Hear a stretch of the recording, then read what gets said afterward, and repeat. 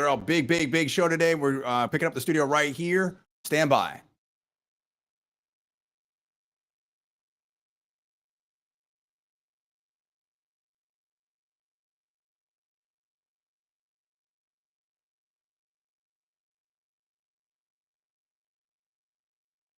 This is a huge show here. We're just waiting for the studio to go live, and we will be ready.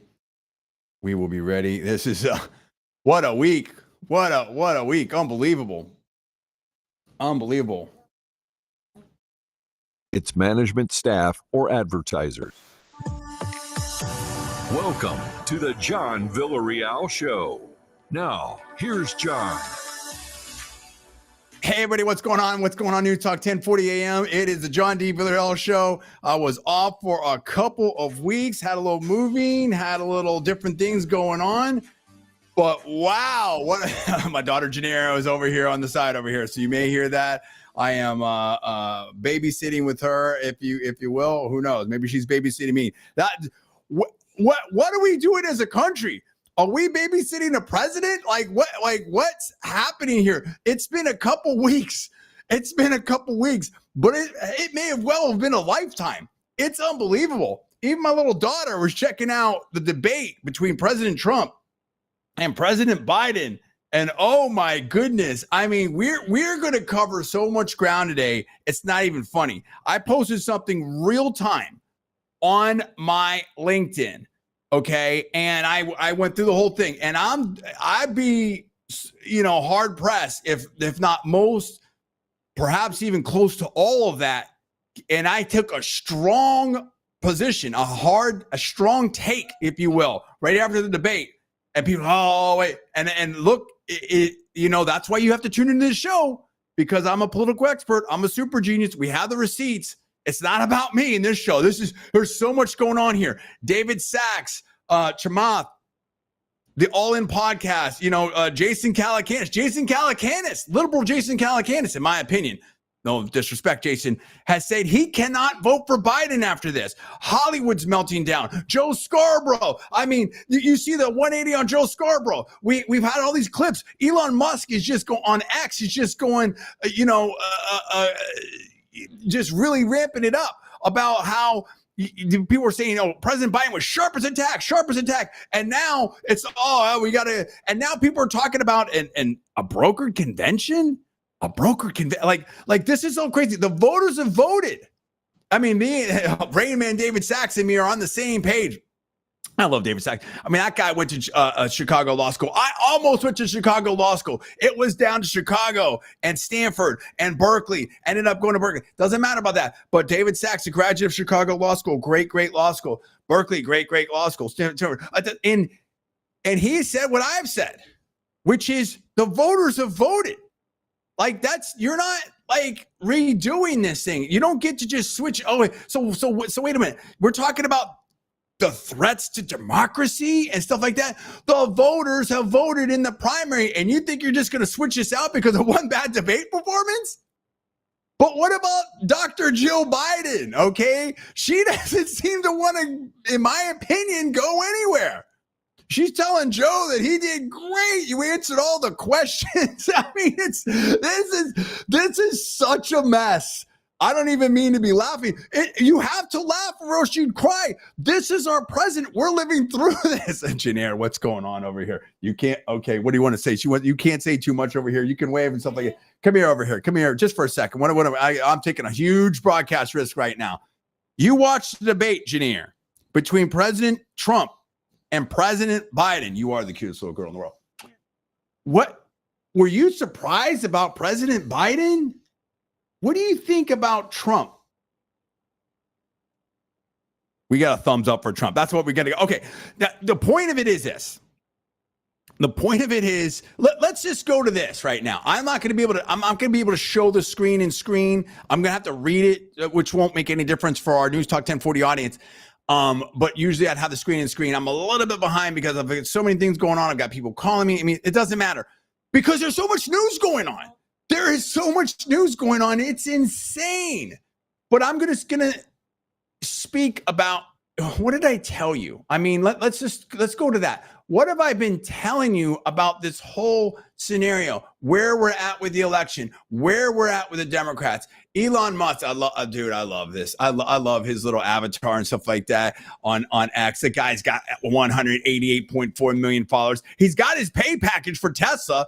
Tesla's out of, I mean, he's crushing it, dude. That dude's crushing it. You've got billionaires and millionaires and all kinds of people lining up for Trump now.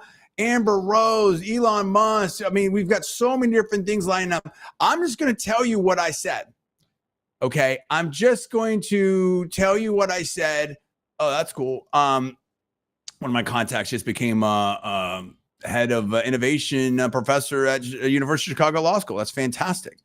Okay, we love that. We love that. We love that. My LinkedIn is so strong. I'm just going to tell you, my LinkedIn is so strong. It's not even funny. And this is getting out of control with the whole situation. I mean, we've had the hill. It's on the one hand, it's incredibly troubling and incredibly sad. And I'm going to go to the All In podcast, and I've been linking on, tagging some of these people on my LinkedIn. I don't know how many of these people have been seeing my LinkedIn, but I'm saying stuff. Now they're saying very similar stuff. Obviously, very brilliant people. I mean, maybe it's just great minds think alike, but people are starting to sing on the same page. And when you say right here, somehow my internet's going slow right here. The things I said are starting to really resonate and get out there. And I've been saying it for a minute now. This is a problem. What we're dealing with right now is a huge problem. And Sachs and I are in the same spot, which is basically, look, and he was doing sarcastic Sachs, if you will. And he said basically that, and I posted this, and some of my stuff, you never know how these algorithms work or whatever like that, but something like, 138 impressions, 90 impressions, whatever. When I posted about what I said, which I'm going to read right here, we're up to almost 1,300 impressions. This is by far the most read post that I have, recently. Okay. And this is what I said. And this is like right after or just during. So I can't remember exact, but it was very contemporaneous with the debate or the ending of the debate. Let's just say it was right after the debate. Let's just go with that. Okay. And here's what I said. Debate was not good for, this is before I saw in my opinion, it's before I saw any other reaction out there, whatever. Like, this is my immediate, hey, I'm just going to let this fly because I got a lot of media people, VCs, academics. I got all kinds of different people on my LinkedIn. My LinkedIn is heavy in my opinion. And I'm like, I just, you're taking a risk. I don't like to get political on LinkedIn. I'll say that right now, but we're in the middle of an election. Obviously, this has business implications, market implications, foreign policy implications. There's so many things going on right here. And people do tune into the show. I do talk about the show on the LinkedIn, and I will post this later on LinkedIn. And so I think it's appropriate. And then we had the debate. We have, there's a lot of things going on. So, okay, I am a political expert. I do a talk show host. Okay, I'm going to talk about this. So I'm going to put my reactions out there, unvarnished, taking a risk. People, cancel culture, all this different. I'm like, I'm going out there with this strong. This is what I saw. I just got to say it. And again, this is before I had seen anything. In my opinion, if I remember correctly, maybe I'm wrong. But this is like very quickly. It's like, this is a strong take. Like, I don't know. People are going to I don't know if I'm like jumping the shark here or whatever like that. But this is what I saw. This is what I'm thinking. This is my best read on it. Here we go. With that context, let me read what I wrote. Here it is, 3 days ago on my LinkedIn. Quote, debate was not good for Biden. 2024 election may be effectively over, in my opinion. This could be cataclysmic for the Democrats. It's that big, in my opinion. I'll use a lot of my opinions. Okay, I try to. This is my side. Back to the quote. There will be calls to maybe change candidates. And I think that would be way worse. Now, the reason I'm reading all this right now, we're going to have, I'm taking a side here. I'm going to get back to the quotes because this is where I'm thinking, and it's going to set up the rest of the show and other people's reactions, other people's quote, and where we're at. I'd love to hear from you out there on the Newstalk 1040 audience because this is just so, okay, let's get back to the quote. best way is to course correct, and Biden needs another debate, speech, or something ASAP that fixes this, or the race is done. However, this is way more than just an election for president. This could be in the background here. Sorry, side. And Janine wants to show her drawings. She's probably going to be doing some drawings. She can draw very, very fast, and she'll show some. That is beautiful. Thank you very much. Back to the quote. However, this is way more than just the election for president. This could create massive electoral losses for Democrats. I expect donors and independents to shift fast. Taking aside, what have we seen? What have we seen? Now, we haven't had a lot of polling on independents. I haven't seen that, but the donors are freaking out, in my opinion, in the Democratic Party. Okay. And we'll go into some of these quotes. We'll go to some of the different stuff. We'll go back to the quote. Democratic Party is now in crisis control. No joke, in my opinion. Look, here's the deal. As quote unquote, Rocky said in the spin-off film, I think it was Creed 1, Creed 2, I can't remember. Quote, Father Time is undefeated. That's a fact. Some over 100-year-olds are amazing, running races, graduating from Stanford, and more. On the other hand, my father died at age 52. At some point, time's up. I was a 4-time national champion and won 3rd place in the Open World Powerlifting Championships in 2004. Those days are done. And aside, are absolutely done. Like, they're so far done, it's not even funny, okay? Like if I really said, oh, I'm going to get serious again. Now, I mean, a little aside, I have been walking a lot. Been doing about 6 miles, not every day, but maybe every other day, whatever like that. I've lost 10 pounds. Great. I mean, could I go and compete again and age class, this and that, whatever? Yeah, maybe. I'm sure I could do pretty good, but the risk is like really high. It's like Mike Tyson in this fight with Jake Paul. Like, I mean, could he do it? I don't know. Maybe. Should he do it? I don't know. You know what I mean? Like, is it the Mike Tyson that we saw in his 20s? Absolutely not. So, like, at one point now Tyson is going to get paid huge for that. I don't get any money. So it doesn't. Anyway, you understand the point. Like it doesn't matter. Like, it's not about me. It's not about Tyson. It's like at some point, time's up for whatever, right? And that's why the NFL, not for long. You know what I mean? Like these contact sports and stuff like that.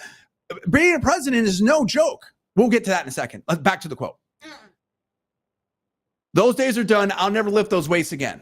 My last national championship wins were in 2006. I won best lifter, submaster, and my age weight class, and walked away with more national titles.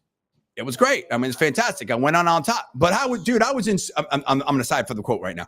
I was in super pain. I mean, it was like I didn't know. I mean, before I to a little more context for the audience out here, but I can't go too long because we're getting close to a break. I had blown out my elbow. Okay, it still hurts to this day. Like, I mean, I was seeing doctors, stuff like that. Like the thing, I heard it pop, it swelled up. I mean, it was thankful to the I can't remember. I think it was Shady. I can't remember, Shadelands or something like that over in Walnut Creek. The doctors over there really appreciate that. They said it didn't operate me. Who knows? I'm sure that's not the same. I was really scared and bruised, stuff like that. I hurt my back severely. Squatting 740. I mean, it just. What I was saying, and this is a long time ago. It's what I was back in 2006. Is exactly what I was saying, which is I was still doing it. I could still do it, but I was blown. I was crushing myself. At what risk, right? Like it wasn't really that smart anymore. You know what I mean? And yeah, I was benching 45 and I was squatting 740, but I was like, deadlifting around 650. But it was like I was in tremendous pain, and I'm like, dude, this doesn't make any sense anymore. How many more trophies do I need? What are they? It's not pain. Like, what am I doing? Back to the quote. Those days are done. I'll never lift those weights again. Okay, yeah. I walked away with more national titles, but I also did so in serious pain and navigating serious injuries. That was it. And I made peace with that then and there. I never competed since. I still was in the gym, up until my maybe 39, 40. I was still kind of trying to throw some pretty good weights. You can see some clips I have up on YouTube, throwing some big, 315 for 10, doing some different stuff. And then I kind of hit a wall around 40. And then I was like, okay, that's like, we're totally shifting now. I was still trying to keep one foot in the game. Like, no, it says you're done, John. Okay, back to the quote. That decision and some luck and genetics has allowed me to be fairly healthy and functional given how much I lifted and how long I competed at the elite level. Being president is tough, physically and mentally demanding job. people want a leader, especially in tough times. Beyond all partisanship, America has a choice, and the Democrats have some major decisions to make. Again, I was trying to be very realistic and honest without being like too partisan. You know what I mean? Back to the quote. Trump and the GOP won big tonight. It's going to be an interesting 4 more months, a little 4+. And that was it. Now I'm saying that, and I said that at the time. Strong take. Hadn't seen anything else out there yet. Hadn't known. Texting back and forth with Paul, but hadn't seen anything. And darn it, if we haven't heard a lot of people saying very, very similar things. And people are saying like Chamath and others, and people are saying like, what are we doing here? Like, why aren't you letting Biden, go, and retire and stuff like that? There's different talk. I mean, we're going to talk about the Obamas. We're going to talk about Biden. We're going to talk about Joe Biden, Hunter Biden. I mean, there's so much to unpack here. It's unbelievable. But I've seen stuff from my liberal friends, and I don't want to name names, but I mean, there's some scrambling going on out there. Okay, now I will put this up very quickly. I'm not going to play it. I would definitely refer you to the All In podcast, the one they did recently after this. And I mean, and why? Because these are people, Chamath and some others, these were straight up donors. Big donors, okay, I don't know how much. I don't want to characterize it that way. I do not know how much they whatever. But these are major heavy hitter Silicon Valley people that were trying to get President Biden on the podcast. These are people that ostensibly had, supported Biden before and stuff like that. And you see the commentary. Oh my gosh. And I told people like Silicon Valley, parts of it and some VCs are turning away from the Democrats. And we're seeing that is, in fact, the case. Okay. And so we've got here, this is from Real Clear Politics. I'm sharing this on the screen right now. And 1 second. And here, let's see if this will work. My mouse has been a little bit on. There we go. Okay. Chamath Palihapitiya. I hope I pronounced that right. I apologize if I didn't. The key debate takeaway is Joe Biden has not actually been in charge. I mean, what? I mean, and you see, if you listen to this take from Chamath on X, woo! Chamath and David Sachs react to President Biden's performance on Thursday's CNN presidential debate on the All In podcast. I mean, strong is an understatement, in my opinion. Okay, strong is an understatement. I mean, Chamath just lays it out. Okay. And is basically saying like, hey, now it makes sense on why Biden couldn't come on the podcast. Now I understand it, but who's behind him? And basically Chamath and David Sachs lay some stuff out, and I'll have some stuff on David Sachs up here, some Twitter stuff, some Twitter stuff from Tucker Carlson. I mean, there's so much here. It's not even funny, dude. I mean, I could do a 5-hour show today. Easy. It would be so easy. And what they're saying is, look, the Democrat, I think this is Sachs, what Sachs said, and this is my paraphrase, my recollection, not a quote. And basically, the Democratic Party is a coalition of people that want to loot the Republic. And they can't say that and stuff like that, but basically, like, it's this coalition, and it's all about power and retaining power. And what Chamath was saying basically is like, look, someone's behind Biden pulling the strings. Biden's not in charge. And people on the right, I mean, that's what I'm saying. Like there's some people on the right that have been saying that. And, who is it? Joe Biden? Is it the Obama advisors? There was like 90% of the Obama advisors are still there. I'm not alleging anything whatsoever. I'm saying this is my recollection of what some other people are saying, my personal opinion. The point is, and I think Elon Musk had something on X where it was like from someone else. It was like a 6-minute clip. Might show some of it where it's basically a split screen of Biden in 2019 versus now. And it's very stark. And again, I'm not a doctor whatsoever, but I think that when you have some of these conditions, they can advance. And I'm not saying anyone has any conditions. I'm just saying for instance, for myself, right? I mean, like, when I hit the wall, I hit the wall pretty quick. Like there were some things that were taking some time, and then there were some things that's like, okay, you're done, John. And so when you look at this split screen, and I can even without even with no sound, when you see it here, and we'll talk about it, I may play it to the teeny bit of sound. You can see how dramatic the difference is. We got a minute to go before the break, so there's a lot to set up, and I would welcome your calls and your comments. But this is, and the thing of it is this is not a great place to be. This is not. I mean, yes, I'm a Republican, conservative, almost libertarian, all the rest of it. But if anyone who's a citizen in the United States, how can you be happy right now? We're in a weird, crazy spot right now. A weird, crazy spot. Some have called maybe for, I think on the 25th Amendment. I think, I mean, like I'm not saying that. I'm just saying, like, who knows, dude? This is wild. This is just super, super wild. And we're going to talk about it. We're going to talk about a lot of other things. The Supreme Court had a big decision today. A lot of stuff going on, big time stuff we need to talk about. Looking forward to it. I know we're coming up on a break. I'm going to try to adjust some of the stuff around here to try to make it even better here on the visuals. But I've got Miss Janir over here. Wow. What an election. We knew it was going to get interesting. I said that for a long time. We didn't know how interesting, but pretty crazy. Okay, we're going to take a break right now. My name's Sean D. Villarreal. You're listening to Talk 1040 AM. Thanks so much. We'll be right back at you. See you in 6 minutes.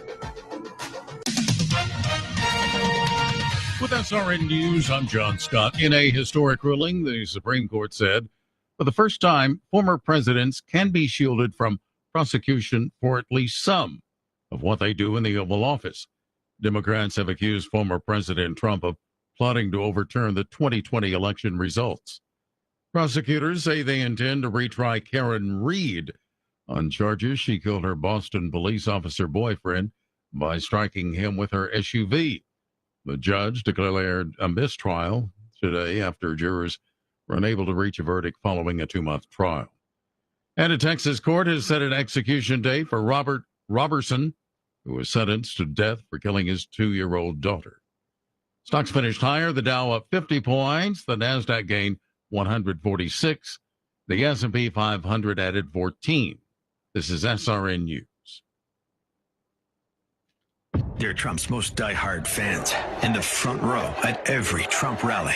You had to love the United States of America. You had to support Mr. Donald Trump's re-election. Trump's Front Row Joes is the new 2-part documentary offering the first inside look at the men and women standing shoulder to shoulder with Trump in the greatest political movement in American history. The kind of basis for all the rallies, there's like dead fans.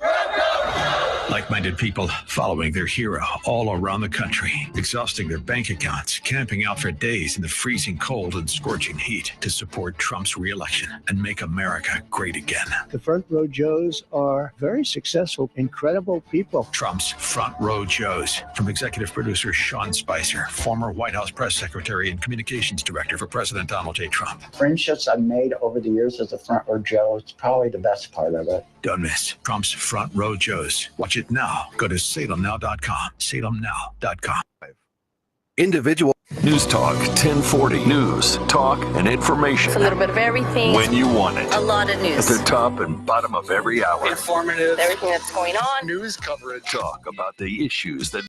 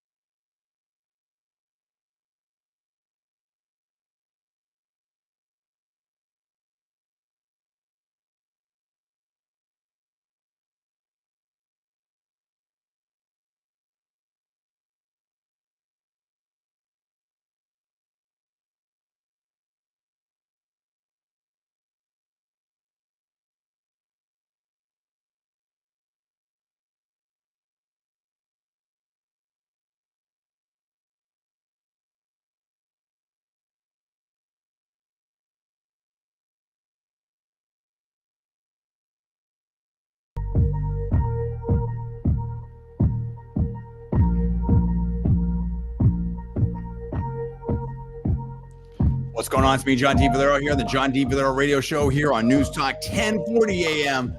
Oh my gosh, it's just getting crazy. I mean, I'm just scrolling through David Sachs's Twitter. It's so crazy, dude. But I mean, oh man, Sachs. I love Sachs. What are we doing? What are we doing in this country? This is so insane. All right, we're gonna get into it. The reason I started with my stuff is so you know where I was coming from. I said it immediately.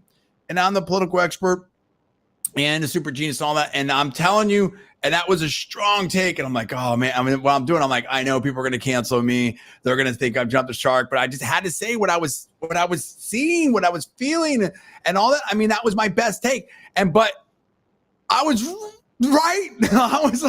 In my opinion, I was so right. Let's go to David Sachs right now. Hold on. And we've got Tucker Carlson to go to. Actually, you know what? Let me start with, apologies, Sachs. I'm going to start with Tucker Carlson first because I think that sets a table. I will go to David Sachs. It may make more sense to go to Sachs in a lot of ways, but I think Tucker has perhaps some news, and I know Sachs kind of covers it, so I want to start with Tucker first. Let's do that.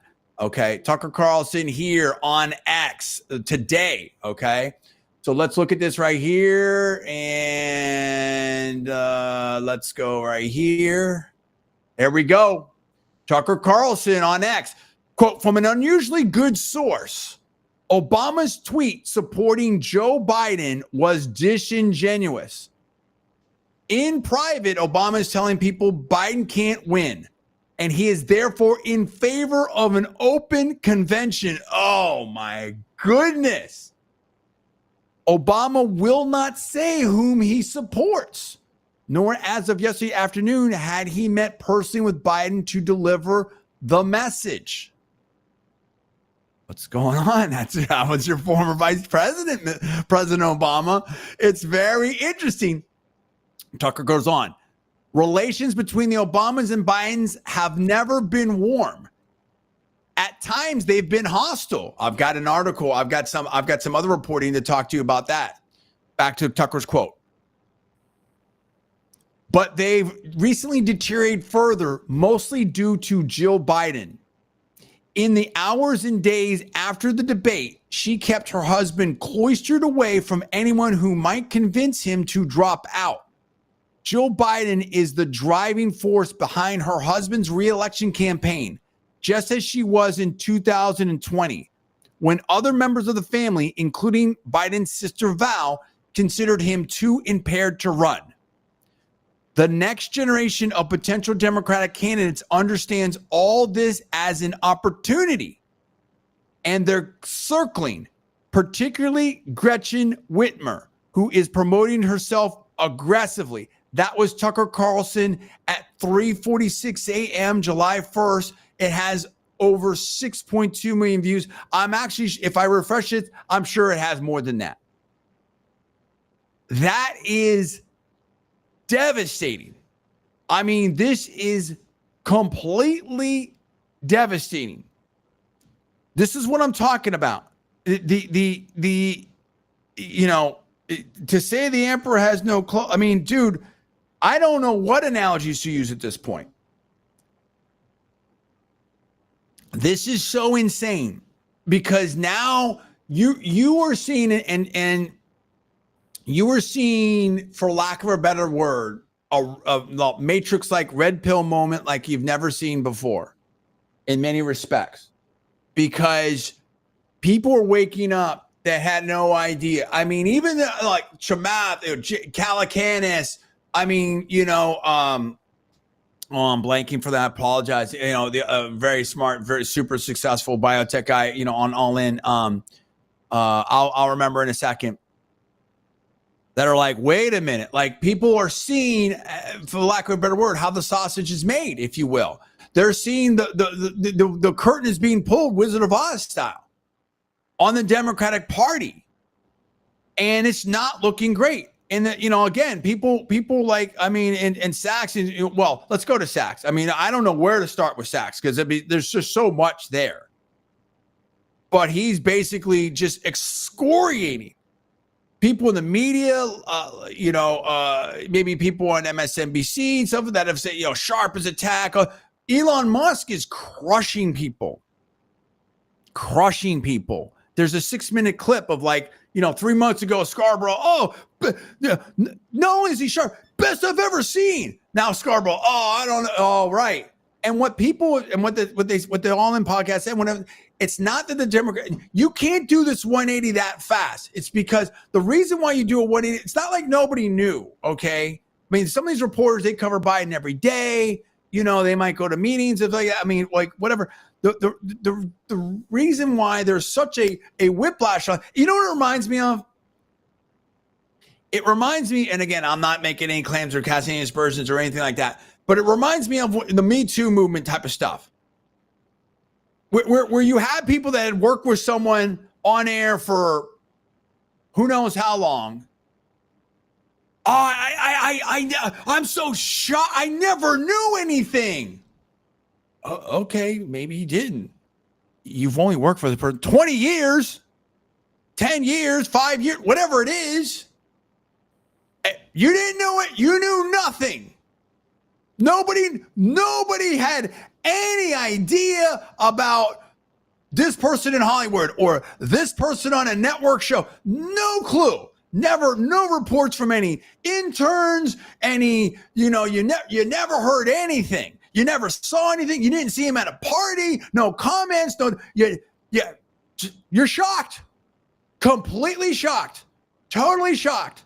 Totally shocked about, I don't want to name a name. Let's go on down the list. We could be talking about a lot of different, I'm going to keep it very general. I don't want to get hung up on this. Different networks. Maybe some stuff in the night, maybe some stuff in the morning, maybe some Hollywood stuff. Nobody knew anything. But when you listen to some of the actresses, yeah, people knew. You know what I mean? People knew. And so you don't tell me the president of the United States is the most covered person in the world, dude. Nobody knew. Huh? How do you make it? Okay, so one of two things. So you either shouldn't be on the air because you're clearly not an expert. The best I've ever seen. You said you personally vouched for this dude, Scarborough. The best I've ever seen him. Huh? And then 3 months later, you personally vouched for him. And so what I'm saying is all these people are being exposed. And what Sachs is saying and some other people are saying is the reason why you're having this quick whiplash is because all their credibility is on the line. It reminds me of the stuff of the pandemic. You get Dr. Fauci up there, little different answers. Maybe, not allege anything, but just listen to Fauci now and then listen to Fauci before. Listen to Fauci when he was going around with Marion Bowser to D.C. talking about how, I don't want to get too specific because of different stuff out there and algorithms and things like that. But just listen to that when he was with Marion Bowser of how he's talking to people about certain things, and then what he's saying now. Trust the science. Okay, so now let's just pull up this from David Sachs. We'll watch in real time because there's so much here from Sachs. It's unbelievable. And I give him listen.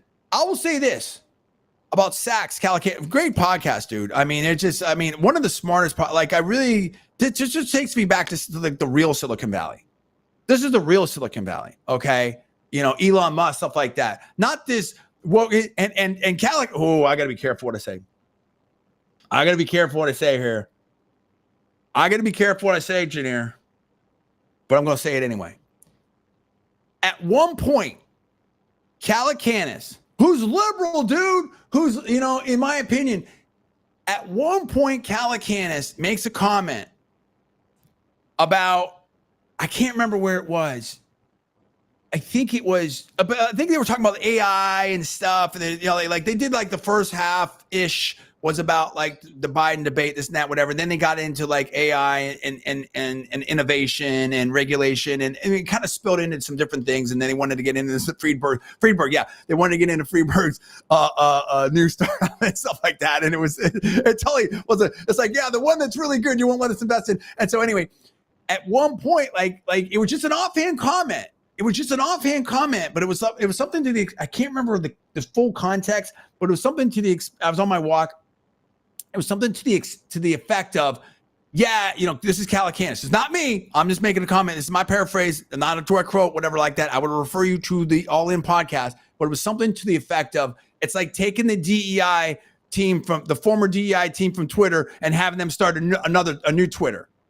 And the implication being like, maybe it wouldn't work out so great. So what I'm saying is, even someone that's super liberal or liberal, even someone that maybe wasn't a Trump fan before, maybe is liberal. I'm not gonna make it. Jason, I don't know. I'll let you speak for yourself. This is my personal opinion. People are waking up to a lot of different things. Now, first of all, I'm for peace, love, freedom, opportunity for everyone, no discrimination, anything like that. I love everybody. I want to see everybody empowered and mentored and stuff like that. I'm not saying we have a level playing field. I saw one quote, one thing on LinkedIn, and it was actually pretty that poor people don't get VC money. And there's different things. And it's a little bit of a strong title. Some people are saying clickbait, but I've been in these. I'm a weird dude, right? I grew up poor, but I've been around, like I said before, like I've been either met directly or one degree away, like brother or friend or something like that, from so many billionaires and multimillionaires. That's huge money, huge different power structures. I've been to 2 Republican national conventions. I've shaken hands with presidents. I've shaken hands with President Bush. I've shaken hands with President Trump. My family was big on the Democratic side, stuff like that. So I've been around a lot of different things. I understand that, it's not a level even playing field. I do have my daughter here in the background, and my wife's not here, so she will be piping in from here and there. I just know how she is. You're great. We love you. And I love you. And so the point being is, but how do you address it? I don't want to get swayed into this. You know what I mean? And what you needed, it takes time and hard work to try to give as much opportunity to as many people as possible. We need a meritocracy type of society, but we also need something, a society that continues to provide opportunities and lift as many people up as possible. I've dedicated a lot of my life to that. My family has as well, but that takes time to just say, hey, you know what? We're going to have whatever. That we're just gonna. I mean, look at what's going on with UCLA Medical School. Look at now, Boeing. There's a lot of different. I'm not alleging anything about anyone. I'm just saying, like, I don't think it would be good to say all of a sudden, like, hey, you know what? We're just going to decide that we're going to allocate, airline pilots this way, or we're going to decide that we're going to do, same thing with military, same thing. There's just certain things that just you just can't do it, dude. You can't do it. Anyway, I don't want to get distracted on that. You understand what I'm trying to say? That is kind of what I was taking from Calacanis' statement. I may be wrong on that. I'll let him speak for himself. But it was something to the effect of, like, at the end of the day, this is where I'm. But the reason I'm bringing any of this up is because I think that this starts giving an insight into where Silicon Valley's head is, big investors and stuff like that, which is like, look, we're all for causes and stuff like that, but we're not losing money. We're all for causes and stuff like that, but we need to make things happen. And when you're talking about startups and things like that, like, it's a serious thing. Okay, so here we go. I mean, and I don't know where you start with Sachs, because he's just this right here. Okay, this is insane. I mean, Sachs is just like going all over. He's got all kinds of stuff going on here.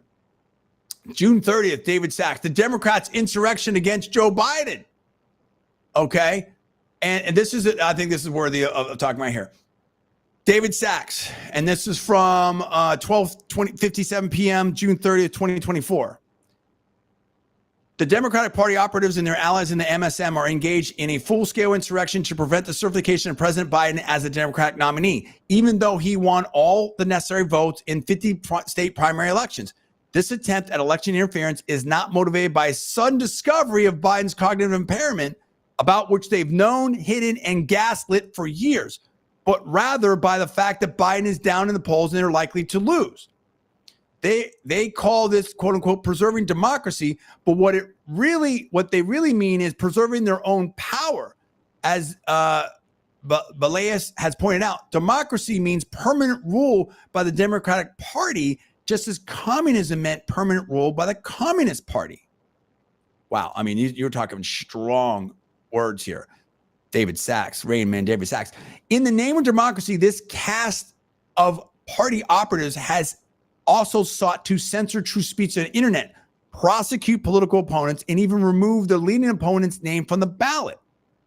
Having failed at that, they are looking for new trickery. Like a pack of hyenas, they will gladly turn on each other if that means one more feeding of the desiccated carcass of their own corrupt rule.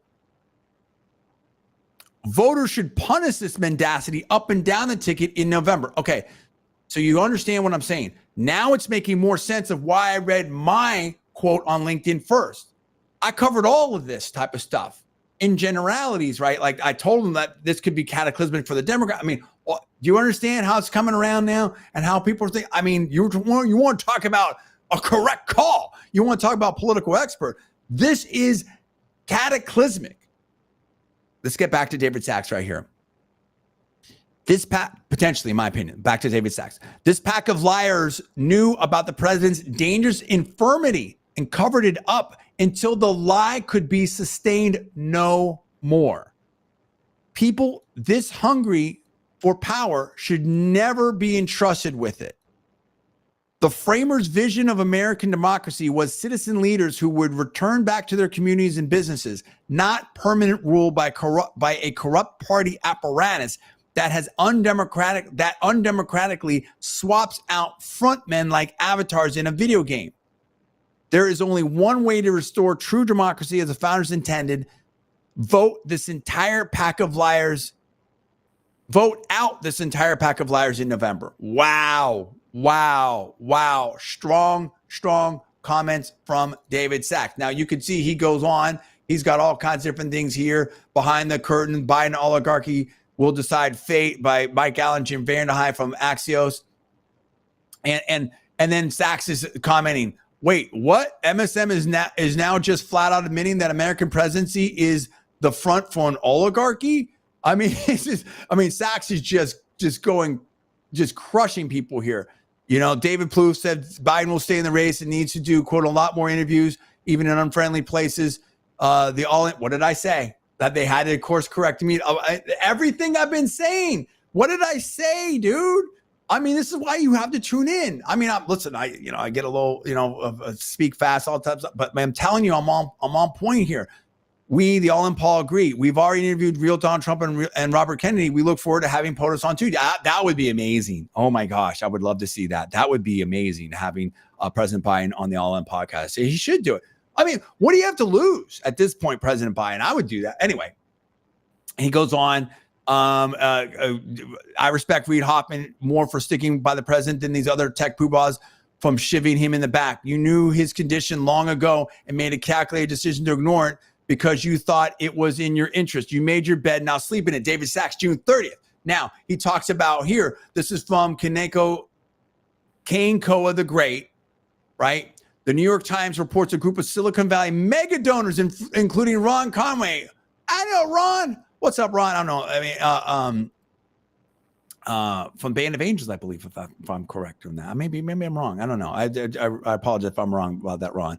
And again, the only reason, first of all, like I like to say, listen, I'm amazing. I've done a lot of amazing things, stuff like that. But the reason why I had any opportunity in Silicon Valley and the reason why I met so many people was because I got a job at Wilson Sonsini, Richard Rosati, and I stood on the shoulders of absolute super mega legends, Mario Rosati and Larry Sonsini. And I appreciate Mario Rosati and Patrick Schulteis and the rest of the crew over there from Wilson Sonsini from giving me a job, giving me an opportunity and allowing me, that type of stuff. So I would have met nobody if it wasn't for those kind of people. And those are absolute, super legends. And I do appreciate them and everything like that. And I try to make the most of it and do a great job as a young attorney in their firm. So much respect to them. That's the only reason I'm not trying to flex. New York Times reports a group of Silicon Valley mega donors, including Ron Conway and Laureen Powell Jobs, attempted to reach Joe Biden so she could, quote unquote, persuade her husband not to run. And then here we go. From New York Times, it talks about this right here. They were calling and texting and all this type of stuff. I told you, because this could be cataclysmic. I mean, this could be just, look at what's happening in Europe. I mean, they're sweeping out liberals. And I just think that I think the ship has already sailed. I think the horses are out of the barn.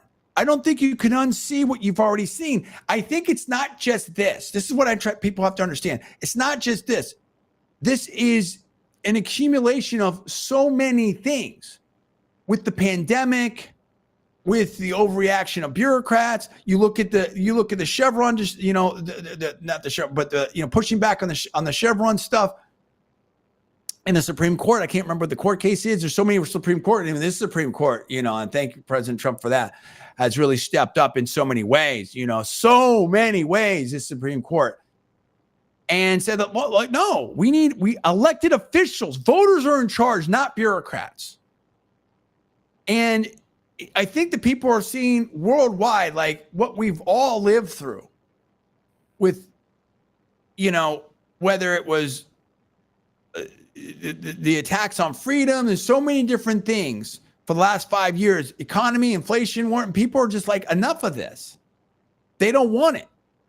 They don't want it here. They don't want it there. And the bill's coming due electorally, right? This is how it should work. People, the voters get to say, the people, citizens are supposed to be in charge. This is a constitutional republic.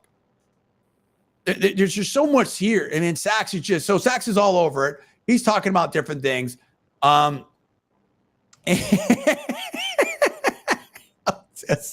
I can't read some of the, oh my God, this is funny. David Sachs, I commend the Biden family for sticking together in the face of Democratic insurrection. Hunter Biden knows rock bottom when he sees it. It's only up for him from here. Oh, sarcastic Sachs is going, this is great. This also to the peasant. And it has I'm sorry, this is like the worst radio right now. It's just so funny. David Sachs, and he had the picture of Hunter Biden, I guess from the laptop. I don't know. Who knows? With a cigarette in his mouth and stuff like that.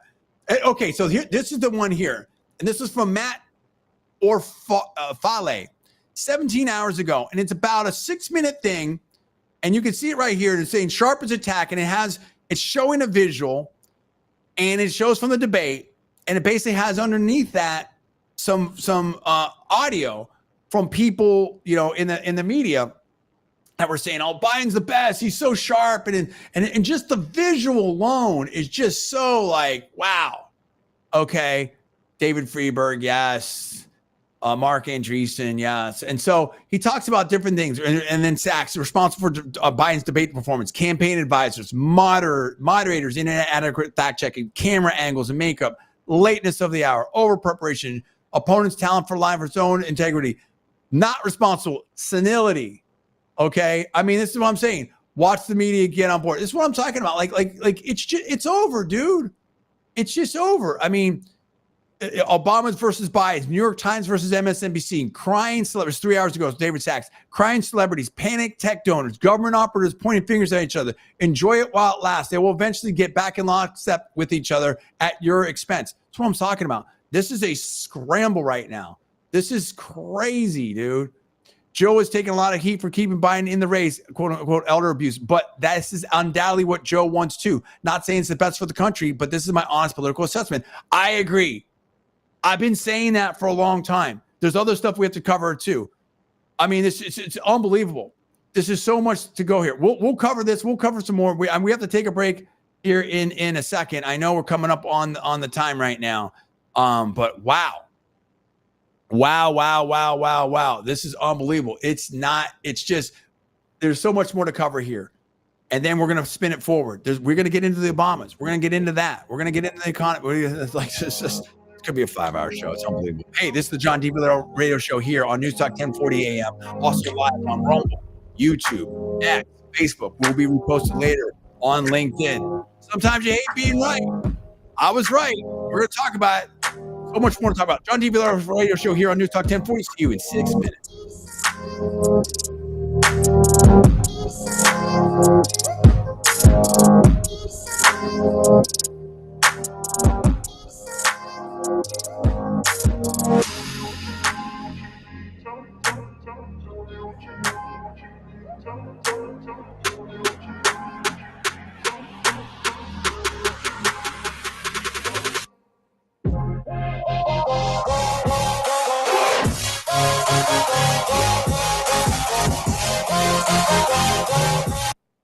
your home for news, talk, and information. 1040 WHPO Pinellas Park, Tampa Bay's all new News Talk 1040. It's the only way I get news. This hour from townhall.com. I'm Keith Peters reporting. By a 6-3 vote, the Supreme Court has extended the delay in the Washington criminal case against ex-President Donald Trump on charges he plotted to overturn his 2020 election law. Chief Justice John Roberts says the nature of U.S. presidential power entitles an ex-president to absolute immunity from criminal prosecution for official acts. But Roberts adds there's no immunity for unofficial acts. The justices have ordered lower courts to figure out how to apply the decision to the Republican ex-president's case. Mr. Trump calls the ruling a big win. Correspondent Jeremy House reporting, in a dissent, Justice Sonia Sotomayor says the court's decision makes a mockery of the principle no man is above the law. President Biden is facing a growing chorus of calls to step aside, calls from some of his biggest fans. White House correspondent Greg Clugston reports. The list is a long one, and it includes op-ed writers, pundits, and organizations that like and support Joe Biden. But after last week's struggling debate performance by the president, even his biggest fans say it's time for a change on the Democratic ticket. The calls for him to withdraw from the race have appeared in articles and columns in The Atlantic, from Biden's biographer and some of his former White House staffers, and from the New York Times editorial board. So far, the president's campaign is resisting those calls. Greg Clugston, Washington. Hurricane Beryl has made landfall on the Caribbean island of Kariakou. The dangerous and powerful Category 4 storm is the earliest one of its strength to form in the Atlantic, fueled by record warm waters. Kariakou is one of the islands of Grenada. Good day on Wall Street as the Dow rose 50 points, the Nasdaq up by 146, with the S&P 500 advancing by 14. More on these stories at townhall.com.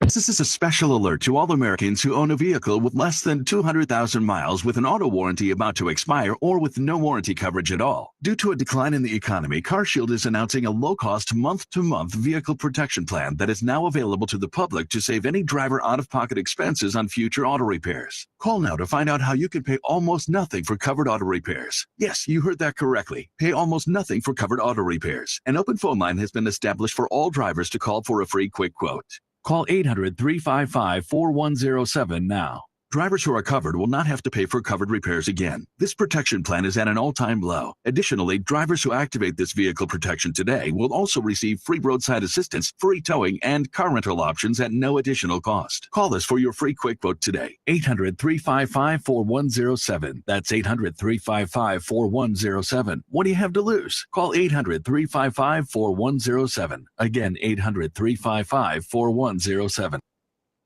Dozens of detained Palestinians have been set free by Israel. International correspondent Charles de Ledesma has more on this story from London. A Palestinian health official says Israel's released 55 Palestinians detained from Gaza, including the director of the territory's main hospital. Mohammed Abu Salmiya was detained in November when Israeli forces raided Shifa Hospital. Palestinian media airing video following his release on Monday. Abu Salmiya has accused Israeli authorities of mistreating Palestinian detainees, while Israel says such allegations are baseless. Palestinian health officials have said Israeli raids recklessly endanger civilians by forcing several hospitals to shut down or reduce services. Hospitals can lose their protection under international law if they're used for military purposes. I'm Charles de Ledesma. News and analysis at townhall.com. I'm Keith Peters reporting.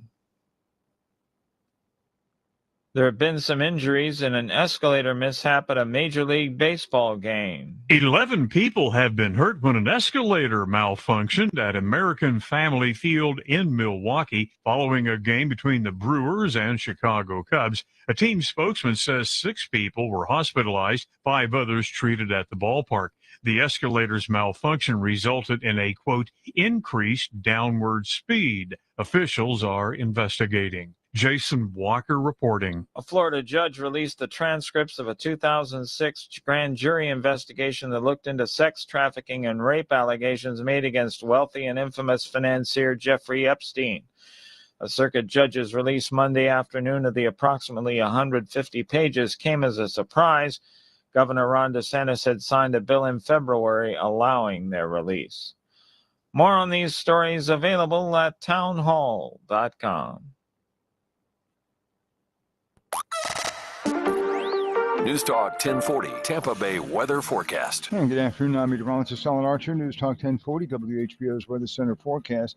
Our Doppler weather radar has been indicating developing showers and thunder showers in the weak wind flow developing mainly along the northwest and southeast Florida coast. Now, for the Bay Area this afternoon, skies will be partly cloudy, along with only a 25% widely scattered thunder shower developing anytime.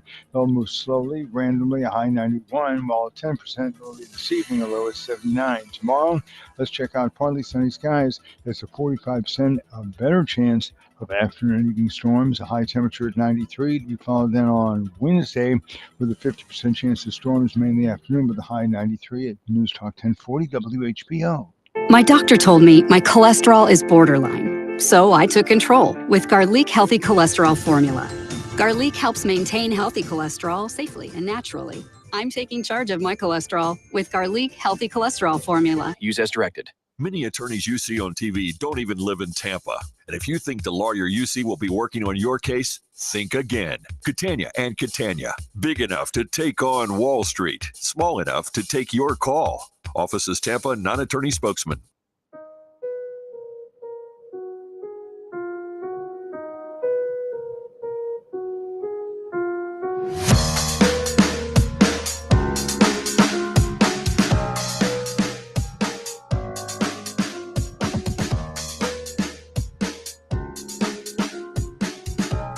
What's up, everyone? John D. Villar here with John D. Villar Radio Show. Apologize for that. I had to get my daughter some strawberries. It's hungry. What's little strawberry? What are we talking about here? What a big show. We have so much that's going on right here with the debate. News Talk 1040 live on LinkedIn, repost on LinkedIn, live on Rumble, X, YouTube, Facebook. Woo! What a debate. Now, I want to clarify a couple of things. And I'm not going to be able to get into everything right here. In those of you know where it's. First of all, freedom, peace, love, opportunity, equality for everybody. We're all for everybody. We love everybody. No discrimination, anything like that. The comment from Jason Calacanis, Jason's comment will stand on its own, and I'll refer you to that. And I'm not trying to punk him out or anything like that. What I'm saying is that it's almost like the Star Wars acolyte situation, and I'll explain that here in a second. Okay, it really reminds me of the Star Wars acolyte situation, and that is this. First of all, I'm all for diversity, right? But I'm absolutely, but I'm against activism. Oh well, I want to say this. I've been saying I don't want to get confused here, and I want to get misquoted. You need to get the politics out of tech, VC, all that type of stuff, whatever. And someone else said this too. It's a really good, and it's basically like it was a lot of this stuff, and even Google has said, you guys are here to be technologists, basically. The CEO, Sundar Pichai, I think, was like, you're here to work, not be activists and stuff like that. Nobody cares who you vote for and everything. It used to be that nobody cared, nobody asked. But basically, and I can't remember the citation. There's just so much other stuff to get to, but it was something to the effect of, someone said out there what I've been saying, which is that this stuff was used to keep conservatives out, basically. That it was like a one-party rule type of deal. And there's some people, maybe some kids at some point along the way just thought like, hey, if I say, even Sam Bankman-Fried, right, of FTX, hey, if I just say the right things, I can do whatever. This is my paraphrase, not a direct quote or anything like that. And the problem of it is that this is a little bit of an aside from the debate and everything. It's just very quick. I just want to handle this piece, make sure there's nothing misquoted out there. The problem with that thinking is it doesn't appreciate the tremendous difficulty of making a great company or making a great film or whatever. That anything great is easy. It's like me going up to Noah Lyles and thinking I can outrun you. Oh yeah, you shouldn't have that spot. I should have that spot. We don't have enough representation from, middle-aged dudes that never ran track in the Olympics. So you need to put me in here. right now. And dude, I would get crushed is not even the right word. I mean, he wouldn't even, dude, they would like, I wouldn't even get out the starting blocks by the time they're finishing the race. You know what I'm saying? Like, it's just like, it's so insane. And if you look at the Acolyte, I think this makes the point. A lot of people have been talking about the Acolyte and stuff like that. And the Acolyte, Kathleen Kennedy, Leslie Headland, all this type of stuff. If you haven't been following it, I've been following it. I was a Star Wars fan. Let me try to just really, really cliff note this. Which is like, they've ruined Star Wars. Oh, John, you just don't. No. Lando Calrissian was amazing. Princess Leia in the first 3, amazing. Like there's been so many Tomb Raider. There's so many great, like, diverse leads, whatever characters that we all love. But what happens with so many, it comes from critical race theory and the Marxism and stuff like that, and this deconstruction. It's great at just tearing things down. Oh, this is not fair. This is bad. This and that, and they should have power. We should have power. But what it glosses over all these analyses, and it relates to some of this stuff, is that it doesn't appreciate the absolute work and expertise it takes to be great at anything. In other words, it presupposes like, hey, these people have power for all kinds of bad reasons, systemic, whatever, and they didn't earn it. And if you let us take over because we're, the good people, we're on the right team, if you will, whatever, I don't know, however you want to characterize that, but it's going to be better. It doesn't, but it does not focus on the actual work and the actual craft. George Lucas, in my opinion, a liberal himself,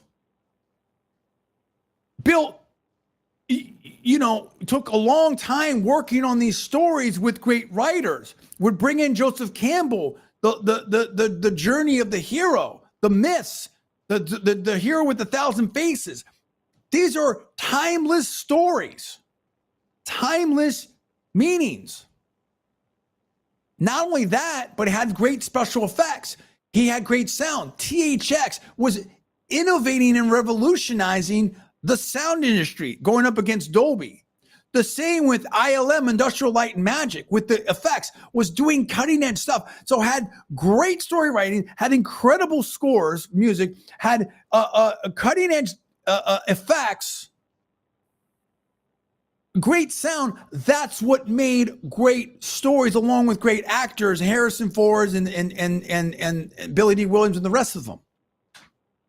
Mark Hamill, Carrie Fisher, etc. And along with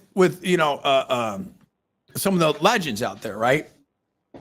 With I'm losing it right now. James Earl Jones, and there's just so many people that were involved. So the idea that we can just take over and it's all going to be good, or it's great, or this is going to be great just because it's diverse, it's the first. No, you actually have to do something. You actually have to make code. You are not appreciating the absolute expertise and the difficulty it takes into doing these things. And that's the problem. Karine Jean-Pierre, it's historic and I'm historic and everything like that. It's like, you're White House press secretary and you're making it about you. And there's some people that are saying like, you may be the worst White House press secretary and you think you're the best. I mean, it's just, this is what we're dealing with now. Everybody gets a participation trophy and it's like, I've always said 100% solution, 50% solution is not 100% solution. You want as much diversity as possible. You want worldwide, global, interstellar markets. You want to get talent from anywhere and everywhere, all over the place. Any discrimination is bad. It's morally bad, but it's also bad business. But don't get any of that confused with not understanding how difficult something is and not having a system to get the best of the best, whether that's a football team, a track team, I mean, we see in athletics all the time. We just had an American lifter. I saw this first time who just broke a world record in Olympic weightlifting at one of the I think they were in Vietnam. I think they were in Vietnam or Singapore or something like that. And we've seen great talent all over the place. You've seen this in the NBA. We're seeing, I mean, again, look at the reaction of Caitlin Clark. I mean, this is all silliness. Let's focus on the greatness. So anyway, this is what we're dealing with. We're dealing with a house of cards, if you will, that is now falling around the Democratic Party. We're seeing, the Democratic Party turn on each other.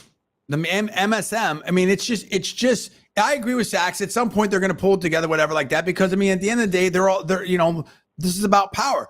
But it's like none of this makes sense. They think it's about narratives. Oh, it's unfair if we get into if you can do it, we can do it. It's like it doesn't work that way, dude. I haven't fully. I apologize, and I reserve the right to revise and extend my remarks later. I just know I haven't fully articulated exactly what I'm trying to say here. Maybe I didn't do it quite right, but hopefully I've done it enough that you understand where I'm coming from on this. All of these bills are coming due globally. You can't shut down the economy, shut down oil and energy production, and think it's all going to be great. Pay people to sit at home and think that just doesn't work, dude. Wow, it's green energy, John, and we're doing it. We're leaning into it. Okay, it doesn't dude, that is an economic disaster. And so what you're having now is Silicon Valley. It's all fun and games until it affects their money. And you're seeing it with Disney. You can only go so far. You can't. Same thing with this. Okay, let me step back. I'm one step ahead of the audience. The problem with Disney right now, Kathleen Kennedy, Leslie Headland, I was like that. We've seen it with Bud Light. We've seen it with Target. We see it. And all of a sudden, you're just getting a big pullback from corporate America and stuff like that. You're getting a big pullback. And some people are like, oh, this is just, the customers are the toxic fans, the toxic customers. I don't want to get into everything. Dude, you can't call your, Tractor Supply, you can't call your customers toxic like that. Like if I went to Ben & Jerry's and I took over Ben & Jerry's, which is kind of more known as more of a liberal brand, and all of a sudden we're like, oh, yeah, let's go Trump. No surprise that maybe a lot of my customers would not be so happy with that. Might be a problem. Look what happened with Bud Light. No one's against anybody, but that doesn't align with that brand. And then when you talk down to the fans, like they're doing with Disney and the Acolyte, and the Rotten Tomato scores is in the teens on for the audience. The critics, it was over 90%. Now I don't know where it is right now, but it's insane. I'll pull it up. I'll pull it up right here. And what that tells you is it's very much like the politics. It's out of control. We have all these elites that are trying to force things on the population that they don't want. Okay. And it's like, it's just not happening, dude. It's at a point where people are like, that's not it. And the way our system's supposed to work is here we go. I'm going to pull this up right now because I think this makes a point. And then we're going to get into Michelle Obama. There's just it's too much show to get into. That's why I'm moving fast, because that's why I'm talking fast. I do apologize to the audience because I just know there's like so much to talk about. Okay. So I'm trying to get to all of it. Probably won't get to all of it, but we're doing the best we can. All right, here we go. The Acolyte. And now, let me put this up here. Oh, here we go. There we go. Now, average tomato meter. Now, granted, dude, at one point, this was in the mid-high 90s. Insane. The audience score is 14%. And they said, oh, it's review bombs. But I've heard people like they were pumping this up and there's bots. Who knows? There's accusation both ways that these are juice scores one way or the other. Let's push those aside. Let's say that evens out or it's roughly even. It doesn't even matter. Dude, you don't get a score like this, 14%, and this differentiation. You're talking about almost a 70 percentage point spread on a 100-point possible score of difference between critics and audience. That tells you everything. I mean, people don't want it. And they're trying to force it down. So here's what it becomes. We're going to take over these big institutions, Disney, politics, Bud Light, Star Wars, Marvels. We're going to force you to do this. Here's the message. Here's the message. Constantly changes. Today's message. And if you don't like it, you're a bad person. That's how that game is played. And people are like, no, I don't want to deal with that. Like I've had enough of that. The people are supposed to be in charge. Not that we have to do whatever the powers that be tell us to do, whatever the message is. That's not how this system in the United States is supposed to work. More importantly, that's not good business. No company can survive saying, what did I say? What I've been saying it for years. That's what that means. En masse, at a high level. A 50% solution is not a 100% solution. What did Michael Jordan say? Republicans buy shoes too. Doesn't mean you can't be political, have a point of view, different things like that. Dana White has a clear point of view. He said he used to be a president of UFC. He said he used to be a big time liberal, stuff like that, but he doesn't care. He lets people say whatever. There was some reporter that tried to shut down and shame Sean Strickland, or someone, I can't remember. And then there was a kicker from the Chiefs. I mean, it's been repeatedly tried to, and they're like, yeah, we're not doing that. Doesn't mean I agree with them. Doesn't mean he can say whatever he wants. This is a free country. And so when you expect people to give you their hard-earned money or their vote or whatever like that, you need to respect them. I mean, it's not complicated, right? And if you're putting out inferior products, like I would dare say the Acolyte, I saw the trailers and I'm like, this is garbage. This is so bad. I can do choreographed fighting better than that. And I'm like, I'm out. I'm old now. Like it does. And then it just, none of it makes, now the Jedi are bad. It's so crazy. You can retcon certain things, but and this is what we're dealing with in an analogous way in the political sense. That's why I went down this road. To clear up and clean up some of the comments, and not clean up, but just to clarify some of the comments earlier, and maybe that's what Jason Calacan is saying. The point of it is all those people in the All In podcast have been super successful in Silicon Valley and in business. They understand how hard it is. They've been around Elon Musk. They've been around legends, dude. I've been around legends. I've done some great things in my life. I'm striving to do better, but I understand the standard that I need to hit. Why do you think I've said it was time up? It's time to hang up the weightlifting belt and stuff like that, because I understand the standard that needs to be. No one's going to say, "Oh, John used to be a champion," or "Oh, John, we don't have any. You're going to get a free pass. Here's another national champion." It doesn't work like that. It doesn't work like that. Look at the UFC. The greatest of Anderson Silva. Some of these people fought too long. The game changes. The game evolves. Oh, this person's unbeatable until they're beatable. So. Politics and broadcasting is a game of addition, not subtraction, right? And, in a competitive marketplace out there, you need to produce an exceptional product with exceptional service. You need to have loyalty from your fans. When you start dumping on the fans, that's not a good look.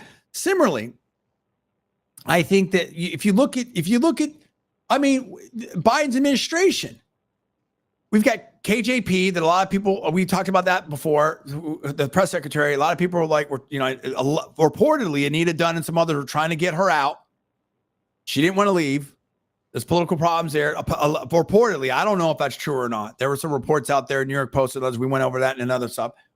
Then we had that one dude in the administration that was like, allegedly stealing people's bags from the airport, stuff like that.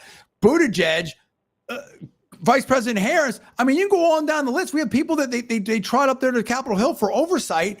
They don't know what's going on. I mean, like, this is what I'm talking about. It's like,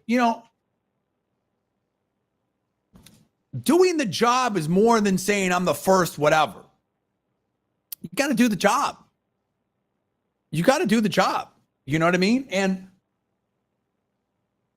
when you have these political litmus tests and you're excluding half, see, it's not even half now. I think now we're at a point post-debate, this could be 60-40. You could have an electoral wipeout. And there's been this house of cards. I mean, I know I'm not fully articulating this exactly right, but I hope you're following where I'm going. I know what I'm trying to say in my head, but this is the downside of being a super genius. Like, I'm already there, but I got to be able to articulate. Anyway, let me pause for a second here. Hold on. Politically, they let the politics and the narrative and the quest for green energy and diversity, all this stuff, overtake actual execution. And if some of these reports are right, that Joe Biden, apparently, allegedly, possibly, President Obama may not have wanted Joe Biden to run. Other members of his family supposedly didn't want him to run the first time. So if you're willing to put this avatar out there, Joe Biden, then, and forget about then, what about now? But the problem is now he's the nominee. He's got the vote. So you're going to switch on him now? So what does that say about democracy? Who's really in charge? What I'm saying is you have to show up and do things. It's not about the age or anything like that. Like I said, there's people that are amazing. If you can do it, Warren Buffett's unbelievable. Warren Buffett will bring everybody to Omaha, and this is a paraphrase of All In Podcast, giving them credit. Hat tip to them. But but we all know this, and some. Warren Buffett and Charlie Munger, they'll bring people out there. They'll talk to investors. They're in front of people. They're taking all questions, stuff like that for the Berkshire Hathaway stuff. You and this is you either have confidence or you don't. They're still doing it, dude. Bill Shatner, 90 plus years old, goes on Bill Maher's show and crushes. There was a story about some woman at Stanford University, 105 years old, got a master's degree. Unbelievable. I saw something on some world record 100 plus year old person, obviously the age class, and he looked good. He was running a race, 100 meter dash. You can do it, but you have to be able to do it. You have to be able to do it. There's some very liberal people out there in Silicon Valley, but they're incredible operators. Fantastic. I would love to be in a company with them, stuff like that, as long as they're okay with how I vote. You know what I mean? Like, or don't care how I vote. Like, none of that's what I'm trying. What I say, take the politics out of VC and tech and law and all this other. It's not that don't have your cause, be your cause, do pro bono, do whatever you want to do. That's fine. Vote however you want to vote. That's cool. But make the job about the job. Hire Republicans too. Hire conservatives too. Hire the best people. Now, if there are some lack of opportunity, and there's still lack of opportunity and difference, we always have to work on improving opportunity. We need to do that work. That is hard work. That takes time. That isn't snap your fingers and, hey, we're going to check boxes however it is, and it's all going to be cool. And this administration in some ways is like the Acolyte and Kathleen Kennedy and these other things. Hey, if we just have this super diverse, crew, cast or whatever, or team, and who's spouting the message, and they're all super liberal, it's all going to be cool. It's not all going to be cool, because you still have to do a great job. If you can do a great job, that's fantastic. If you can't, that's a problem. Oh man, I could go 5 hours. This is so crazy. This is so crazy. John D. Villarreal radio show here live on Rumble, YouTube, X, Facebook, repost on LinkedIn. Last half hour, we will talk about the Obama situation, try to put a bow on all this. There's so much to talk about. You listen to the News Talk 1040 a.m. out there in Tampa Bay. Thanks so much. We'll be right back in 6 minutes.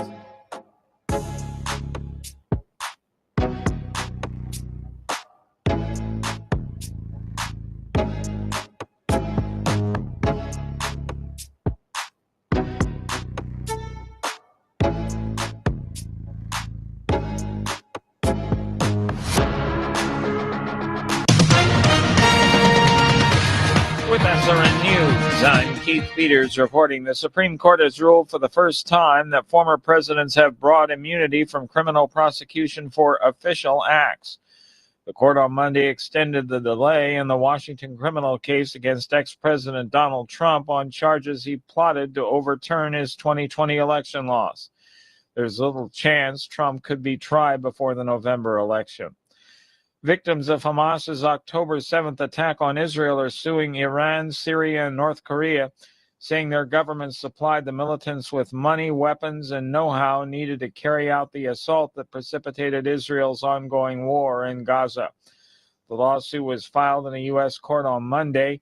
It seeks at least $4 billion in damages. On Wall Street, the Dow up by 50 points. More details at srnnews.com.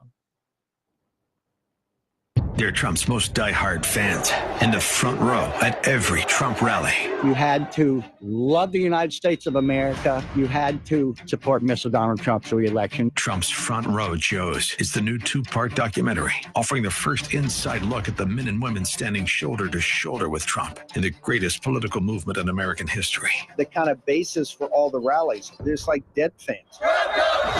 Like-minded people following their hero all around the country, exhausting their bank accounts, camping out for days in the freezing cold and scorching heat to support Trump's re-election and make America great again. The Front Row Joes are very successful, incredible people. Trump's Front Row Joes, from executive producer Sean Spicer, former White House press secretary and communications director for President Donald J. Trump. Friendships I've made over the years as a Front Row Joe, it's probably the best part of it. Don't miss Trump's Front Row Joes. Watch it now. Go to salemnow.com. Salemnow.com.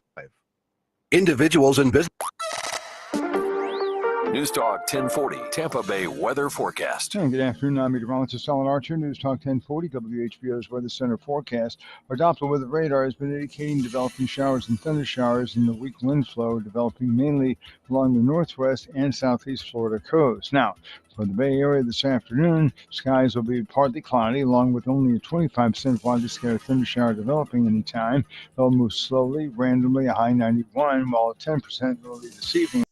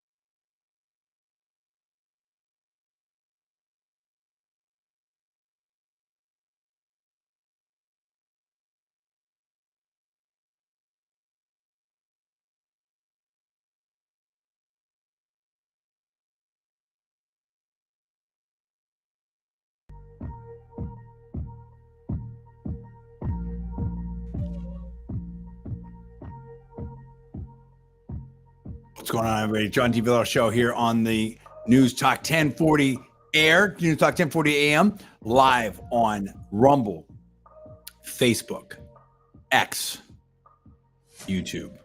Lots to talk about here. Last segment, oh my gosh, I'm just looking through some stuff, perusing it. Man, Elon Musk is out there. There's some different things over here.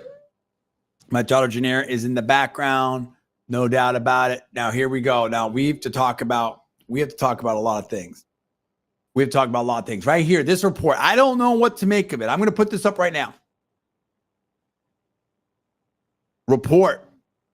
Michelle Obama refuses to campaign for Biden. This is crazy. They discuss an Axios report alleging that Michelle Obama refused to campaign for Biden over treatment of Kathleen Buell, Hunter's ex-wife, who is a close friend of hers. I don't know. I have no reason to doubt this reporting. I have no reason to doubt this reporting whatsoever. But think about it. Have you seen Michelle Obama say or do anything for President Biden? I mean, it's getting crazy out there right now. Okay, what is this? What is this one about? It's a shoe? My daughter made a shoe. She wanted to show you that. Okay, so Michelle Obama won't campaign reportedly won't campaign for President Biden. Do we know what, I mean, do you see what's going on at this level? This is crazy right now. Okay, now let's go over here to Elon Musk, because I just got to put some different things on the table. I got to put some different things on the table right here. Elon Musk has been just posting a lot of stuff now, and he's been covering some other stuff today, but he's been covering a lot of stuff lately. Let's just peruse just one of the things. Elon Musk, 8 hours ago, Kamala Harris put out, Donald Trump would ban, abortion nationwide. And then President Biden, Joe Biden and I will do everything in our power to stop him and restore, blah, blah, blah. Okay. And then readers did it to community notes and said, President Trump has repeatedly, she got community noted. President Trump has repeatedly said he will not sign a national ban. Okay. I'm leaving out certain words here for the algorithm. So Elon Musk, in comment to that, said, when will politicians, or at least the intern who runs their account, learn that lying on this platform doesn't work anymore? I'm telling you, dude, Elon Musk, there's people that have really stepped up. We hope that we're part of that stuff.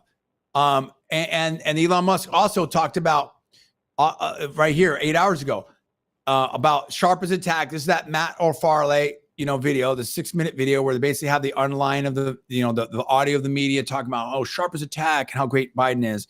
And then they show the video. Elon Musk commented 8 hours ago that almost the entire media repeated the same lie with the exact same words is disturbing. The legacy news media is not merely fake, but also unoriginally fake. If you want to know the truth, it's on X. Okay. So Elon Musk he's just been excoriating this over and over. Now, in between, we got some Cybertruck stuff here and then SpaceX stuff and some great stuff. But I mean, this is crazy, dude. This is really, really crazy. I mean, I'm trying to find, another crock banger. Yeah. Wow. This is just, so we have to ask ourselves, where are we at now? What is it going to, where are we going to go from here? And what's likely to happen? It's unbelievable. Okay. And then talk about the Chevron deference and the SCOTUS decision, the Loper Bright Enterprises, and, some different things here about that decision. There's all kinds of good stuff that's happening here. I mean, okay, so here we go. Another thing from Elon Musk. A person named Farzad on June 30th. America seeing Biden's cognitive decline at debate feels like one of the most uniting things the country has experienced in a long, long time. Elon Musk, true. First time I've seen Republicans and Democrats agree on something in a long time. Okay, so let's try to sum some of this stuff up.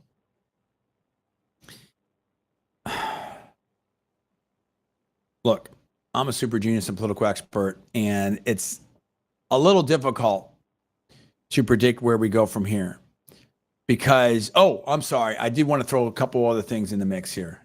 My bad. I do want to throw a couple other things in the mix here. And you had Benny Johnson who put something out about Michelle. Hold on one second. I'll throw this in here just first. We're not gonna talk too much about it.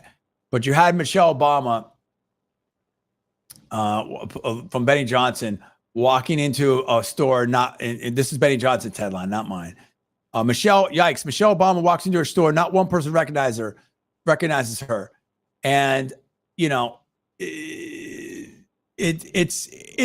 a video worth seeing.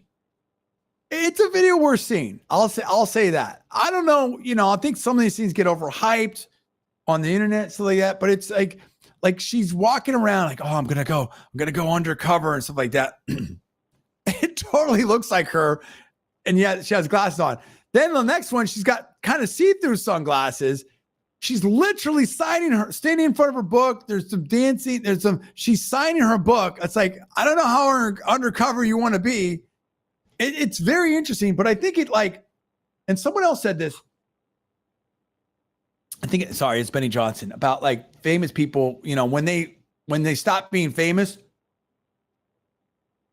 it's sort of jarring to them or something like that. I don't know. I think Michelle Obama definitely is still famous and stuff. Again, I don't want to make too much of it. I'm not speaking for Benny Johnson, but I just think it's worth seeing and make your own judgment. But enough of that. Let's get back to this, which is far more important. Where do we go from here? I mean, let's throw this on here. Breitbart had some reporting here, and you can take it the way you want it. Let's see if that's still up. Okay. Let's see here. 1 second here. And they're talking about that basically Hunter Biden wants Joe to continue. I mean, Hunter Biden's got his own issues going on. Okay. And so, you know, Joe Biden is reportedly also it's pushing Joe Biden to stay in the race. Zach said this too. I've said, if Joe Biden wants to stay in the race, what forces him out? Who forces him out? How do you do that? We were talking about democracy, like how the voters have voted. It says here, SCOTUS immunity blockbuster. So President Trump did, yes, that basically presidents have a significant degree of immunity for official acts. And the Trump case is sent back to the lower court. Trial likely after Election Day. This is from Breitbart headlines. Dems hysterical. He'll send SEALs after opponents.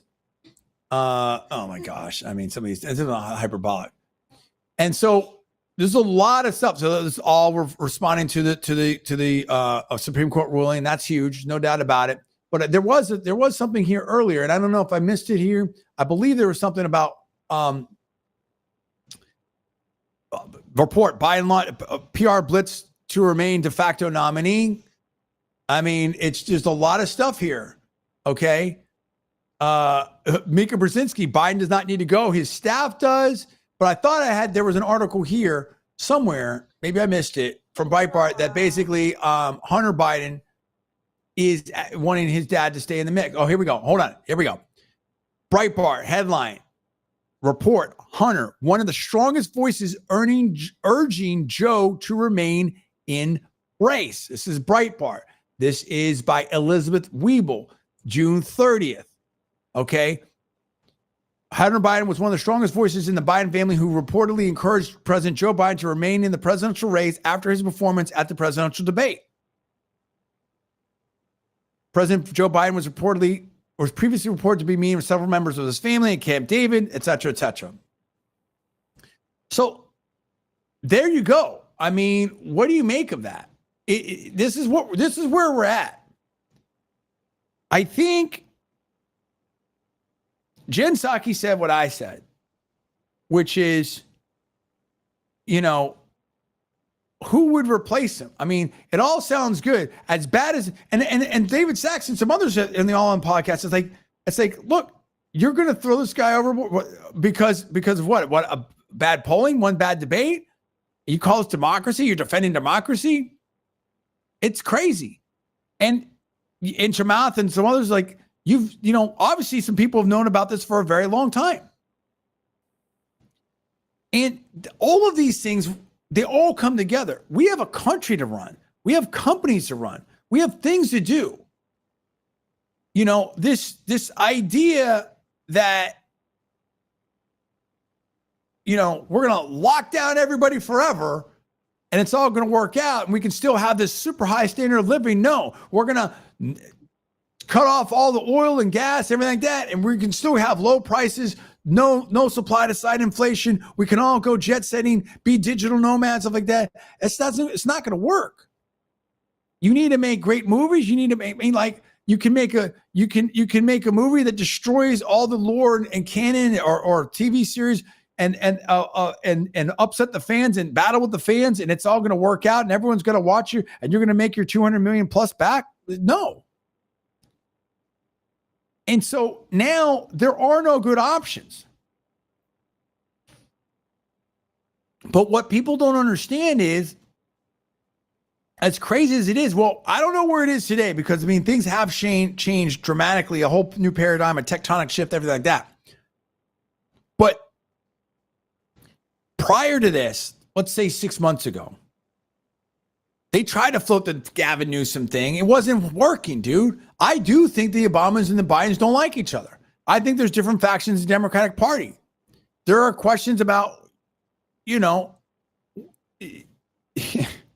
who's making policy and stuff like that potentially. But the main thing is, like, 6 months ago, Joe Biden was probably the most electable. He was a sitting president, had the biggest name ID, had the infrastructure, had all these things.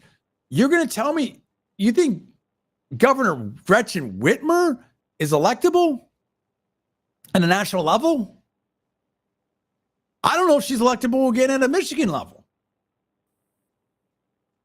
Maybe. You know, how happy are Californians with Gavin Newsom? You think Gavin Newsom's going to win Pennsylvania? You think he's going to win Georgia? Arizona? Come on. That's what I'm saying. Like people are living in fantasy land. The reality of it is that the Democratic Party really does not have a significant bench. They don't. And the policies have failed. They just try to repackage the policies. The policies don't work. It goes back to Margaret Thatcher. Socialism's great until you run out of other people's money. This stuff isn't working. Look at Ukraine. How's that turning out? We don't hear that much about that anymore. But yet we still are sending billions and billions. We've sent hundreds of billions of dollars over there. What did I tell you? This goes back. 2023 was going to be the year of reality, and 2024 is the revenge of reality. It's hit. And reality, you know, it's not cheap fakes. It's not conspiracy theories. Reality just hit for the Democratic Party. But part of that reality is Biden's not going anywhere. Not now. And who can force him out? Oh, well, if we get, it's like, what is this? It's like rock, scissors, paper. Like if we get Obama and Schumer and we go talk to him, bro, this isn't a movie. You know, maybe someone says to him like, hey, Joe, it's your legacy. You don't want to be disgraced. You know, Jill wants it. Maybe this helps Biden, Hunter. Who knows? I have no idea. Politics is a rough game, dude. You know what I mean? You have some people, you have some great people in there that want to do some good. You have other people that just want power. It's a lot of people that want power, dude. That they have these egos that are just insane. And then you have some great people too. But I mean, people like the curtain has been pulled. But there are no good alternatives, and there's no easy, good ways out either. And oh, by the way, it is July. Players, we're 4 months out. You need fundraising, name ID, ads. You need to get teams in place, people on balance, stuff like that. You're going to have. Why do you think they didn't pull KJP if the reports were true? Because doing so would have been very politically problematic. Look at what's happening with the foreign policy stuff now. The issues it's creating in the Democratic Party between different coalitions. I think Richard Whitmer said. I think someone said that Biden can't win Michigan anymore. That's over. So it's so bad. It's unbelievable. In fact, let me show you this. Let me get to this. And this happened in just real time. Okay, if you go here on Real Clear Policy, I will pull it up here in a second. If you look at, actually, this is, no. Let me go back here. 1 second, timeout. If you go and you look at the prediction models, and again, you know, I take that with a grain of salt. But what it does do is it does show you where a certain level of thinking is and more in real time. Okay. So it does give you that. It does give you that. Oh, wait a minute. Where did this go here? Okay, here we go. Yeah, they moved it into a different section, and I'm going to put it up on the screen here. I mean, wow, this is so crazy. Okay, this is so crazy. Let me take this. I've got to move it around a couple screens here. 1 second. You could see this shift during the debate and afterwards, and it was just crazy. The shift. Let me put this up right here, and then we'll talk about it. Almost there. Where is it at? There. Oh, okay. Can't see it here. Oh, there we go. Again, they changed a couple things, so I have to read out. Okay. This is the Real Clear Politics betting odds 2024 U.S. president. Right now, the RCP average for Trump is 54.3. For Biden, it is 19.5. Gavin Newsom, 7.3. Michelle Obama, 5.4. The vice president, this tells you everything. Vice President Harris, 4.8. Governor Whitmer, 3.5. Kennedy, 2.2. Clinton, 1.5. Nikki Haley, 0.6. Now, more importantly, if you look at the direction here, back in May 3rd, you actually had Biden over Trump. Trump, maybe that was a conviction or something like that. And then all of a sudden you had Trump going up a lot. Okay. And then right here was that debate. Okay. June 26th. Let me make sure I've got my dates right. June 25th. So it's somewhere. Okay. So somewhere June 25th, 26th. And then it was just after the debate. It's like, boom, June 30th, you had, June 20, let's just say June 25th, June 25th. Well, yeah, because it was at night, right? So, okay. So I don't know if there's a time lag or I'm not sure. June 25th, we'll go off of that. You had Trump at 51.2%, Biden at 35.5%. Now, June 30th, yeah, because it seems like I don't know. Now you've got Trump at, this 54.3, Biden at 19.5. Now Newsom went from 9.5 down to the 7.3. So you've got some definite shifting things around here because I think people understand that Newsom's not, this is what I'm trying to talk about. There's no good alternative. As bad as Biden is, as hard as he was hit, he's still 2.5, 3 times better than the next best option of Gavin Newsom in the minds of voters making a prediction today. This is where the Democratic Party is at. And they are scrambling because donors are bailing. 2 of the All In podcast people, they were Democratic donors. Friedberg, Chamath, maybe more. I don't know. But at least those 2, I think. And they were saying they couldn't get a response from the White House. And Friedberg was on the All In podcast. I'm telling you, got to go listen to that thing. Great job, guys. About how he was like trying to, respond back to the aides and saying, hey, here's what I think and stuff. And they were basically, it's kind of like pound sand. And these are like elite, successful Silicon Valley Titans media people. I mean, like, it's the Democrats are in a spot. That's why I led with what I led with my stuff on LinkedIn. Does it make sense now? Because I won't go through the whole thing again, but let's recap that. Now it all makes sense. And this is real time right after the debate or right at the end. And I'm just going to headline, I talked about the debate is not good for Biden. Election may be effectively over. And I said this could be cataclysmic for the Democrats. It's that big. There will be calls to maybe change candidates. We've seen it. We've seen it. And I think it could be way worse. Best way is to course correct, and Biden needs another debate, speech, or something that fixes this, or the race is done. What are they doing? Oh, we're going to do some stuff. We're going to get them out there and do some stuff like that, right? However, this is way more than just an election for the president. This could create massive electoral losses for Democrats. I expect donors and independents to shift fast. What have we seen? We've seen it from the donors. I've seen reports about how, people in Hollywood were crying. There's reports about Katzenberg. There's reports about Jane Fonda. There's all kinds of, dude, it's Bill Maher was saying stuff. I mean, it is bad. And then there's people on TV acting like, oh, we didn't know any of this before. And what's Obama going to do? And allegedly, according to Tucker Carlson, Obama's saying one thing publicly, another thing privately. It's so bad, dude. And I said I went through my stuff. And then I said at the end, being president is tough, physically, mentally demanding job. People want a leader, especially in tough times. Beyond all partisanship, America has a choice, and the Democrats have some major decisions to make. Trump and the GOP want big tonight, and they want huge with the Supreme Court decision. Presidents have a lot of immunity for official acts. So that whole Jack Smith case, that whole stuff, that's being kicked. Probably until after the election. So all this, the lawfare, whatever, the alleged lawfare, hypothetically, potentially, and not alleged anything, that may be a lot of wins out of that sales. That may be coming down. And then I end with, it's going to be an interesting 4 more months. How prescient was that post? How prescient was that post?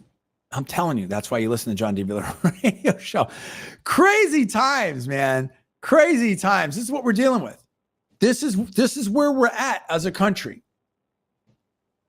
This is what it is. But yet, I'm an optimist. I love America. I got my freedom shirt on. Hey, you know what? It's almost July 4th. I think people are smart. And to me, honestly, all this is, in a lot of ways, good news. I think it's a course correction. I think we're seeing it. I think we're seeing it all over. Tucker Carlson has a good speech over there in Australia. I think some mining event, or he's doing some different things over there. I think people are like, whether it's a Tom Brady roast, whether it's Tucker Carlson, it's Patrick Bet-David, it's All In Podcasts, it's myself, John D. Villarreal radio show here on Newstalk 1040. People are stepping up. Cat Williams, Club Shay Shay, Bill Maher even. People are stepping up, and voters in England, voters in and it's beyond that. And even the liberal people like, oh, well, I've seen a lot of people like, we just don't have 2 good choices. We have 2 bad choices. And this is okay, well, people are relooking at different things. And Tucker's picking up this line. I've been saying this for a while now. If you have 70-30, 80-20, if you have these issues for 5 years, 10 years, 20 years, at some point, that's not right. That's not legitimate. The politicians are supposed to represent the people. Not like on a one-to-one basis, not Rob Rule, stuff like that. But that's why I got an undergrad in political science from Berkeley, law degree from Berkeley. I have this, I'm trying to, I try to do my little part out there. And I have a lot of people that know me, that follow my stuff, that watch it. We've seen that with Paul, with Dan Bongino picking up his Twitter post. I didn't mention that. Paul broke some news. Dan Bongino and Newsmax, allegedly, and others picked up his Twitter post. So we have a lot of people that are watching our stuff, and I just try to educate people. I try to add more entertainment, obviously, but more light than heat, and have fun with it and stuff like that. I love America. July 4th, it's Independence Day. I hope everyone has a great time with their families out there in the Tampa Bay area and everywhere out there around the world on Rumble, YouTube, X, Facebook, and then LinkedIn, of course. And we're going to be okay. It's all going to be all right. This is great conversations. We're going to have them right here. It's going to be interesting 4 months. I stand by that. I can't wait to follow up with you, and we'll talk about it here at News Talk 1040 and other places. And it's going to be interesting. But I am an optimist. If I were to predict right now, Donald Trump's going to be 45 is going to be 47. That's what it looks like right now. And I think there's going to be huge losses for the Democrats in the administrative state. And that's maybe what America needs. And so, you know what? We've been through tough times before as a country and as a world. We always figure it out. That's what it is. So, hey, this is the John D. Villarreal show here on News Talk 1040. Happy July 4th. Have a great weekend. Stay blessed. And also on Rumble, YouTube, Facebook, X, and then later on LinkedIn. Thanks so much, everybody. We'll see you later. For Janair, I'm John D. Villarreal. I'll see you next week.